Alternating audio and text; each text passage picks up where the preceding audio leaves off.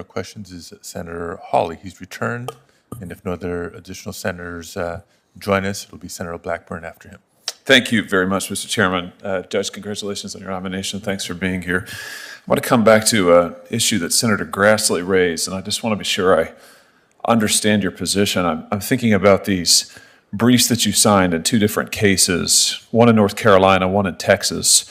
Let me ask you about the North Carolina case first. You argued there that Title VII prohibits disadvantaging someone because of gender nonconformity, regardless of the birth-assigned gender or current gender identity. The brief also suggested that privacy and safety concerns underlying North Carolina's proposed bathroom separation of boys and girls are unfounded, and that the state had not demonstrated any public safety risk.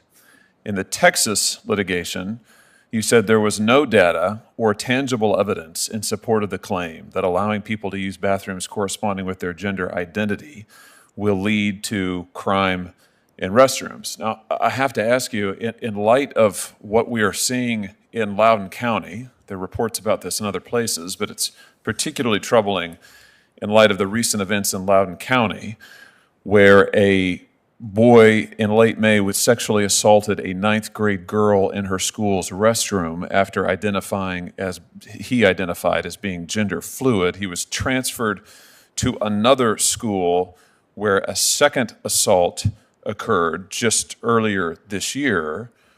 Do you stand by your comments in these briefs that there is no evidence of violence or crime in restrooms by allowing biological males to use biological females' restrooms?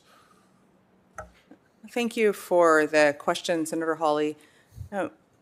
As I explained to Senator Grassley, in every case that I had as an advocate, it was my duty to represent the views of my clients. And that's what I did in those briefs, which were filed when I worked for the New York State Solicitor General's office.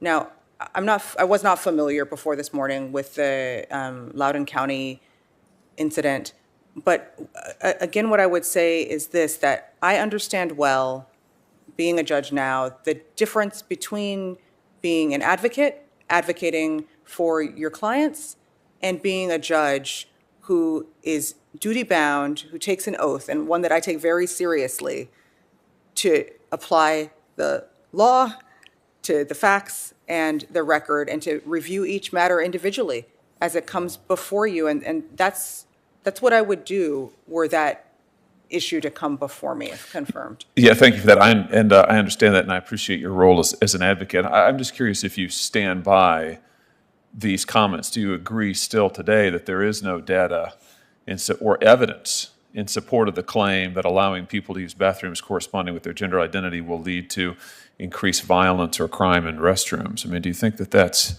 accurate? You signed those statements. You filed that brief. Do you think that that's right? Thank you for that question, Senator Hawley.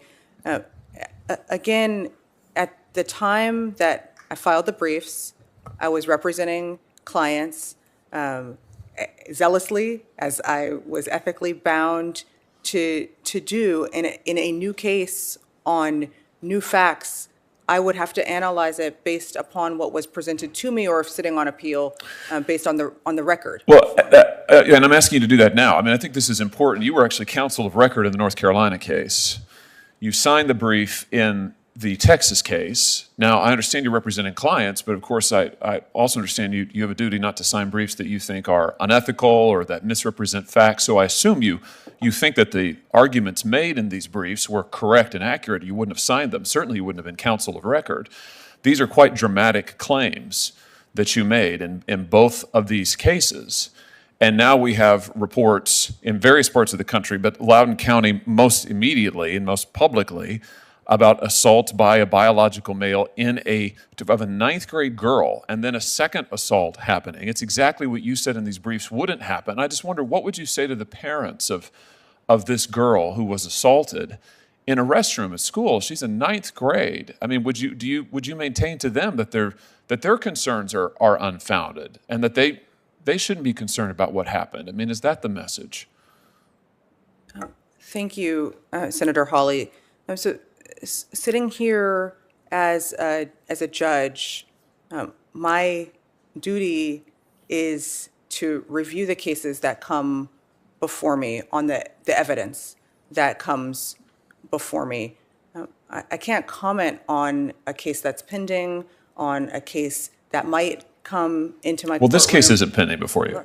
Well, I can't comment on a case that's pending anywhere per the California Code of Judicial Ethics. So the only thing that I can tell you is, again, that I understand that. So you know, my time's expired. And I don't mean to interrupt you, Judge. I've got to let somebody else ask questions. I just want to be clear. So you stand by these comments. You don't think that you stand by what you filed in these multiple different cases. You don't think you were wrong about that. You haven't changed your view. You wouldn't change anything that you said and that you filed. You put your name to.